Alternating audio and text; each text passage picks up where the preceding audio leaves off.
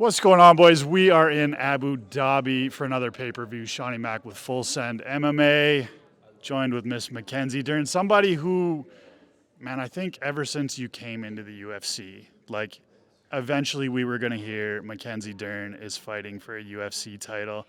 First of all, let me shake your hand because congratulations. Thank you. It is a well-deserved title shot, and one that you found out via Instagram. Talk to me about that. I don't think that was probably the way you imagined you were going to be finding out you were fighting for a UFC title. Yeah, I mean, we had an idea that if Weili, because since they were kind of marinating the idea of Weili going up, to Valentin, I was like, oh, hopefully that's confirmed. Hopefully I can get in there with Virna. And then once we did finally get the confirmation about Weili going up, they said, okay, we're going to do a interim belt. And I'm like, okay, that's good, it's still a belt, I'm super happy, but for me, that's the next step to get the belt, so we're focused on it. And then, the 3 days later, all of a sudden my Instagram is popping, the vacated belt, it's for a title, and I'm talking to my manager, wait, I think it's the real belt. And he's like, no, I don't know.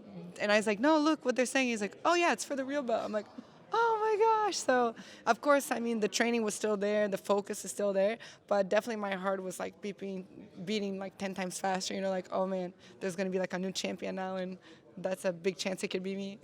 Yeah, and we're hyped for it. Yeah, super hyped, excited. Now, I want to talk about this, right, because I seen you did an interview this week, and you said something interesting. It's kind of been talking about online, and I respected your answer because you kind of said, listen, I don't know if I would have been ready for Weili yet. And there was some criticism there. And I'm like, why should there be criticism? You know what I mean? Why should there be criticism? If somebody in their right mind feels like, hey, I don't know if I'm at that level, it doesn't matter because Weili isn't here.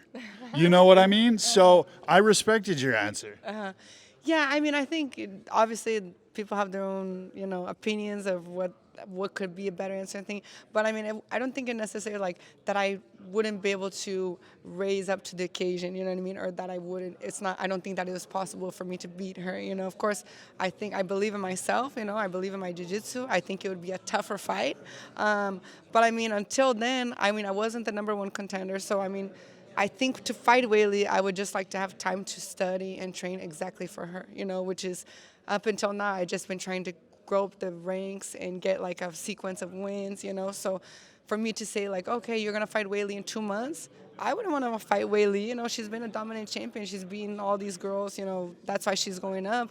I'm just saying that in the 2 months, how I just found out about fighting for this title with Virna, I'm going to prefer to fight Virna in 2 months, someone who I beat before, has grappling, which is my strength too, than if they were to say, hey, you can fight for, of course, I'm not going to say no to a title fight. And I will do all my, I would do all my training, and I would believe that I have what it takes to do it.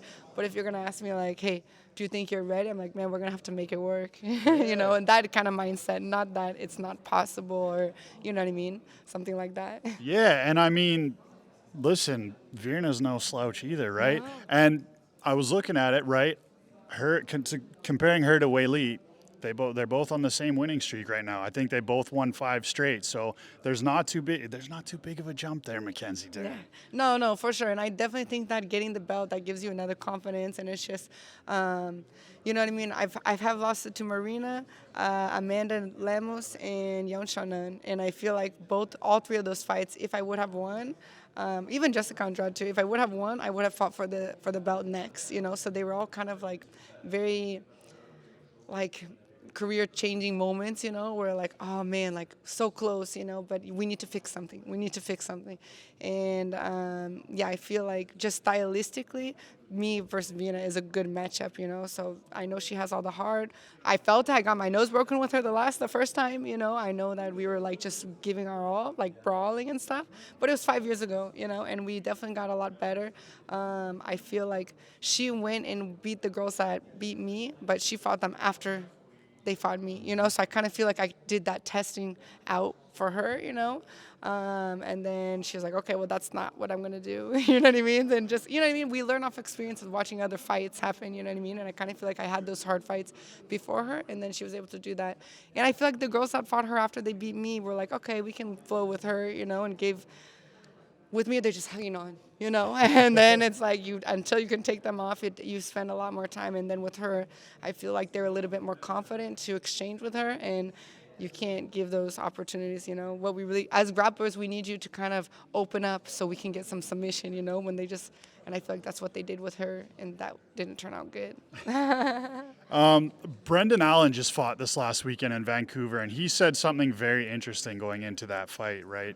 He was very confident in himself, and he said that, listen, we know that RDR is going to shoot. And in your aspect, like, we know that Virna is going to shoot, right? But he said something along the lines of, it doesn't matter because the grappling is going to take place on my terms, right? So what do you have to do to make sure that everything is going to take place on your terms in this fight? I think just staying calm and patient, you know. Of course, I'm going to be pressuring the whole time because I feel like to be a champion, you need to at least show that you want to pressure this fight, you know, like you control, like pushing forward. I think it's hard to be like a champion and you're not pushing forward. But I think just being calm and seeing it. I don't see her like being super fast, and I don't see it being like such a bad thing of me going to the ground. You know, I've always kind of had this problem where I accept the takedown sometimes. You know, even my coach is like, let's not stay on the bottom. You know, even though I'm super comfortable on it, you know, I don't need too much time to work, even on the bottom with sweeps and arm bars and stuff like that.